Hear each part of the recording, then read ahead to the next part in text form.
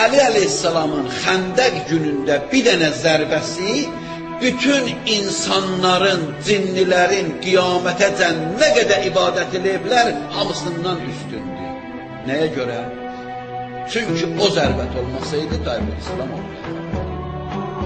Bu namazlar, bu oruclar, bu zikrilər, bu ibadətlər, bu Ramazanlar, bu Qədir gecələri, bu Məhərrəmlər, bu əza, bunların hamısı o zərbətin minnətdarıdır.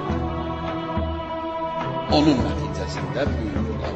O da buyurdu, nə qədər qiyamətəcən ibadət olacaq, hamısında Əli əleyhissalam şərikdir və hamısında üstündür. Ondan sonra buyurdu, ya Əli, lovvuzinəl yevm əməlükə. Əgər bu günləri sənin əməli qoyalar, tərəzidə çəkələr, bi əməli ümməti Muhammedin sallallahu, əgər Peyğəmbərin ümmətinin hamısının əməlin qoyalar bir tərəziyə, bu əməl onlardan ağır gələcək. Nəyə görə?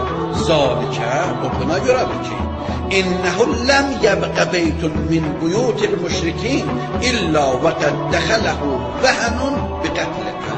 Çünki heç bir müşrik ev yoxdur ki, Əmr ibn Əbdəvidin ölməyi ilə ora ziyan çatır. Və heç bir möminlərdən ev yoxdur ki, Əmr ibn Əbdəvidin ölməyin eşidə şad olur. Ona görə ki, bax sən bu işi görübsən, bu əməlin, bütün ümmətin əməlindən üstündür. Bu ayənin zeylində ki, deyir Allah Əlinin vasitəsilə Peyğəmbəri himayə elədi, bu nağılı da, tarixi də orada gətirir, Şəvahid-ü Tənzil 223-cü.